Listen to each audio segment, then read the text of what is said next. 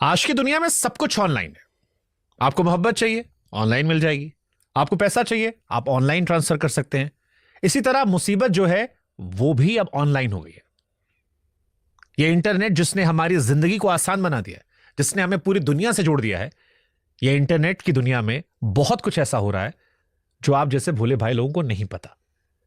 अब मुसीबत ऑनलाइन आती है, और इसी ऑनलाइन मुसीबत को समझने के लिए आज हमारे साथ एक साइबर एक्सपर्ट है, अमित दुबे जी, या कहेंगे cyber Dubey ji. Thank you Shubhankar.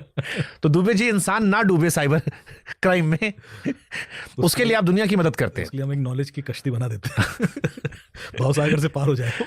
Police प्रशासन, नेता, सबकी मदद करते हैं। लेकिन मेरा एक कॉमन क्वेश्चन है कि मेरे जैसा एक आम इंसान जो एक साधारण जिंदगी जी रहा है, वो जो पहली बार सुनता है साइबर क्राइम या ये बड़े बड़े लफ्ज सुनता है, तो वो उसको अजीब सा फील होता है। उसको लगता है ये सब क्या है। क्यों साइबर क्राइम को भारत जैसे देश में गंभीरता से लेना चाहिए, और कितना बड़ा खतरा आज के इंटरनेट की दुनिया में है।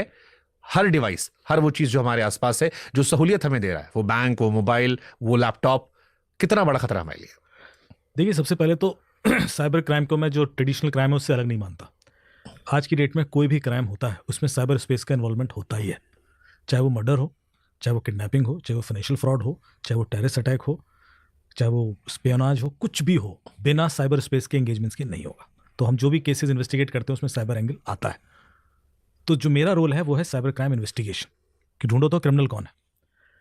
और आप मान के चलिए कि जितने भी केसेस हैं कि हमें एक बॉडी मिली है, ढूंढिए, सबसे पहले साइबर से स्टार्ट होगा। आसपास पूछने वाले से भी ज़्यादा ज़रूरी है कि आप साइबर एंगल पर देखिए कौन डिजिटल फुटप्रिंट छोड़ के गया है, और वो साइबर स्पेस में मिलते हैं जिससे हम उस तक ढूंढ के पहुंचते हैं। आमतौर पर जब आप साइबर क्राइम की बात करते हैं तो लोगों को लगता है फाइनेंशियल फ्रॉड, जो आम जनता जिससे प्रभावित, जामताड़ा वाला। पर वो सिर्फ 10% एंगल है उस परिस्थिति का, क्योंकि हमारी ज़िंदगी में सुबह से शाम तक 18 घंटे हम फ़ोन पर हैं। जब हम सो रहे हैं तभी नहीं है, वरना फ़ोन हाथ में है ही।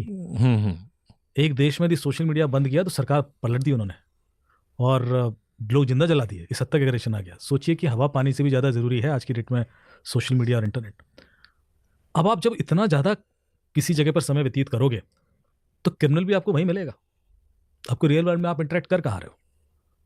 अब चूंकि वो सोशल मीडिया के थ्रू आ रहा है, वो इंटरनेट के थ्रू आ रहा है, वो वेबसाइट के थ्रू आ रहा है, वो फ़ोन कॉल के थ्रू आ रहा है, तो हम कह रहे हैं साइबर क्राइम है।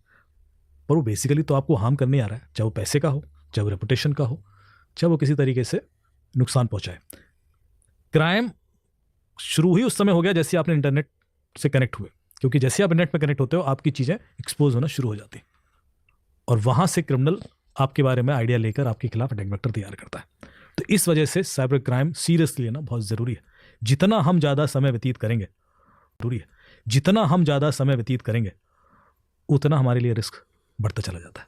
मैंने श्री प्रकाश शुक्ला मर्डर केस को जब सुना था तो यूपीएसटीएफ ने कहा था कि हमने फोन के जरिए उसे ट्रैक किया था और फिर ठोक दिया था।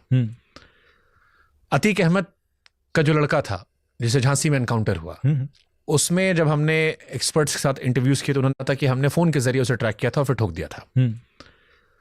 अतीक अहमद का जो लड़का था जिसे झांसी में एनकाउंटर हुआ, उसमें जब हमने एक्सपर्ट्स के साथ इंटरव्यूज किए तो उन्होंने कहा कि नेटफ्लिक्स को उसने लॉग इन किया था, उससे मैं जहां से ट्रैक हुआ और फिर वहां से उसका एनकाउंटर हो गया।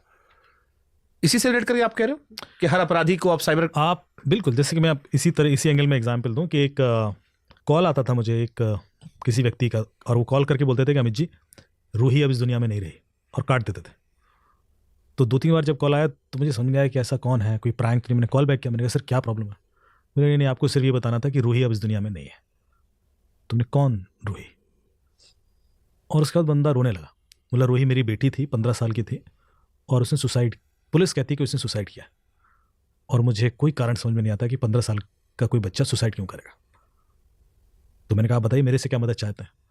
बोले आप उससे बस बता दो कारण क्या है। और यही केस, एग्जैक्टली ये केस अभी मुझे एक देहरादून से भी आया, पर मैं उसका जिक्र इसलिए नहीं करना चाहता क्योंकि बिल्कुल है, और मैं नहीं चाहता कि लिंक करें लोग। तो मैंने कहा ठीक है, आप मैं थाने में बात करता हूँ। मैंने ऐसे से बात की, मैंने कहा साहब क्या प्रॉब्लम है। बोले नहीं, सुसाइड नोट है, उसमें लिखा है कि वो सुसाइड कर रही है। तो मैंने कहा ठीक है, फिर भी आप मुझे तसल्ली के लिए लैपटॉप मोबाइल फ़ोन भेज दीजिए, मैं इन्वेस्टिगेट करता हूँ, देखता हूँ क्या कारण। उन्होंने लैपटॉप मोबाइल फ़ोन भेजे, मैंने सारा डेटा एनालाइज किया, मुझे कुछ ऐसा नहीं मिला। फिर मैंने मोबाइल फ़ोन में डिलीटेड डेटा रिकवर किया, जब डिलीटेड डेटा रिकवर करते हैं तो आपको कुछ चैट सरफेस पे आ जाती है, जिसमें मुझे दिखाई दिया कि कोई नागेश करके लड़का है जिसके संग कुछ चैट हुई है, फ्रेंडली है, बहुत कोई ऐसी सस्पिशियस नहीं है, बट लगा कि ये क्लोज है। उस नागेश का मैंने सोशल मीडिया निकाला। फिर मैंने सोशल मीडिया पे इस लड़की का भी एनालाइज किया कि कितना एक्टिव थी, क्या थी, तो बड़ा पॉजिटिव सी लड़की थी। फिर इसके क्लोजेस्ट फ्रेंड निकाले, उनसे बातचीत शुरू की। नागेश का जब हमने सोशल मीडिया देखा तो पता पड़ा वो फेक है, क्योंकि उसके जो फ्रेंड सर्कल हैं वो इंडिया के बाहर है मोस्टली, और लोकेशन वो यहाँ दिखा रहा है अपनी। तो फिर हमने उसके IP एड्रेसेस निकलवाए जो VPN निकले, फ़ोन नंबर का KYC निकलवाया तो वो भी फ्रॉड निकला, किसी उड़ीसा के किसान के नाम पे था। और यहाँ चीज़ें ट्विस्ट होना शुरू हुई कि मतलब गड़बड़ा है। और जो नागेश का प्रोफाइल है वो 17 साल के लड़के का, 17 ईयर्स ओल्ड किड। फिर मैंने इसका CDR निकलवाया तो कोई नॉर्मल कॉल नहीं लगाया उस पर उसने, मतलब कि सिर्फ इंटरनेट एक्सेस कर रहा है और वो भी VPN यूज़ करके। तो हम लोग ऑलमोस्ट ब्लॉक हो चुके थे। तब मैंने जब IPDR उसका निकलवाया, करीब 3 महीने का IPDR निकलवाया। आपको पता है एक दिन का मैं आपका IPDR निकलवाऊँ। IPDR internet protocol details record, जैसे आप CDR होता है ना, कॉल डेटा रिकॉर्ड्स, कि आप किसको कॉल लगा रहे हो, कितनी देर कॉल की, कब कॉल की, ड्यूरेशन क्या था, लोकेशन क्या थी, इसको बोलते हैं हम कॉल डेटा रिकॉर्ड्स। लेकिन ये तब बनता है जब आप नॉर्मल कॉल लगाते हो। जब आप इंटरनेट कॉल लगा रहे हो और व्हाट्सएप कॉल लगा रहे हो और इंटरनेट एक्सेस कर रहे हो, उस समय आपका IPDR रिकॉर्ड्स बनते हैं, उसको बोलते हैं IP डिटेल्स रिकॉर्ड। तो ऑपरेटर से आप वो भी मांग सकते हो। यदि मैं आपके दिन भर का IPDR निकालूं, जैसे कोई व्यक्ति जो बहुत एक्टिव है इंटरनेट पर, तो 30 से 40 हज़ार रिकॉर्ड निकलेंगे। अब यदि मैं 1 महीने का निकाल रहा हूं तो आप समझ सकते हो कितने सारे रिकॉर्ड है। उसमें एनालाइज करना बंदे का पैटर्न कि ये कौन हो सकता है और कहाँ होगा, ये साइबर क्राइम इन्वेस्टिगेशन। तो मैं एनालाइज करता जा रहा था, अचानक मेरा एक लिंक पर दिमाग अटका। वो था डोमिनोज की वेबसाइट। मैंने कहा ऐसा मतलब ऐसे डोमिनोज पिज़्ज़ा खाया है।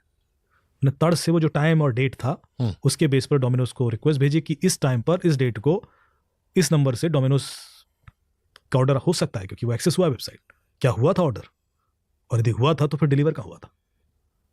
तो उन्होंने बता दिया हाँ हुआ था, डिलीवरी एड्रेस दे दिया।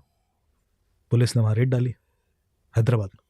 53 साल का एक बंदा मिला उस जगह पे, जिसने 17 साल के लड़के का प्रोफाइल बना के 15-16 लड़कियों को ट्रैप कर रखा था। तो आप साइबर स्पेस में, और जब ये केस मैंने सुनाया रेडियो पर, जब मेरा शो आता था, मेरे पास कम से कम 15-16 रिक्वेस्ट आई उसके बाद कि मेरा बच्चा है वो ट्रेन से कट गया, मुझे नहीं पता कि वो क्यों इसने ऐसा किया, मेरा बच्चा है घर छोड़ के भाग गया, मुझे नहीं पता क्यों ऐसा किया। केसेस पे केसेस आ जा रहे थे, और मैं सोच रहा था कि एक की भी FIR नहीं है, एक की भी नहीं थी। तो आमतौर पर जो ये इतना बड़ा मैनेज है जिसको हम इग्नोर किए जा रहे हैं, this has become such a big thing now. आप दिल्ली में देख लेना, आपको कितने मिसिंग किड्स के केस मिल जाएंगे जो टीनेज किड हैं या जो इस एज ग्रुप में है, और इसमें बहुत बड़ा रोल है। बट इस कहानी में सुसाइड का लॉजिक क्या था? सुसाइड क्यों किया उसने, और लेटर कैसे आया फिर वो? ये जो बंदा था, ये इसने लड़की के संग दोस्ती की पहले, कई बार कुछ ऐसा भी हुआ कि फाइनेंशियल ट्रांजेक्शन्स भी करवाए उसने। हाँ, उसकी जो एक फीस के लिए उसने क्रेडिट कार्ड यूज़ किया था, वो भी हमें ट्रैप हुआ था, क्योंकि वो उससे कुछ खरीदारी हुई थी, तो वो भी हमें एक फुटप्रिंट मिल गया था। फिर ये उस सिटी में ट्रैवल किया बंदा, और उसने उस लड़की को बुलाया होटल में, और उस दौरान कुछ ऐसा हुआ जिससे कि लड़की इतना डर गई और उसने कदम उठाया। And she could not share with her parents also. कुछ ऐसा हुआ जिससे कि लड़की इतना डर गई और उसने कदम उठाया। And she could not share with her parents also. अब हमें बाकी डिटेल्स तो नहीं मिले क्योंकि हमारा काम वहाँ ख़त्म हो जाता है, लेकिन मैं कह रहा हूँ कि इस तरह के केसेस लगातार हो रहे हैं। हम इस केस को बोलते हैं साइबर ग्रूमिंग का केस।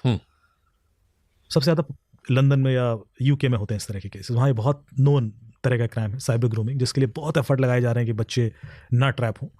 एक पाकिस्तानी गैंग पकड़ा हुआ था जिसने कम से कम 55-56 लड़कियों को ट्रैप किया हुआ था, और फिर इतना बड़ा इशू बन गया पूरे UK में कि स्कूलों में और उसमें अवेयरनेस कैंपेन्स चलने लगे।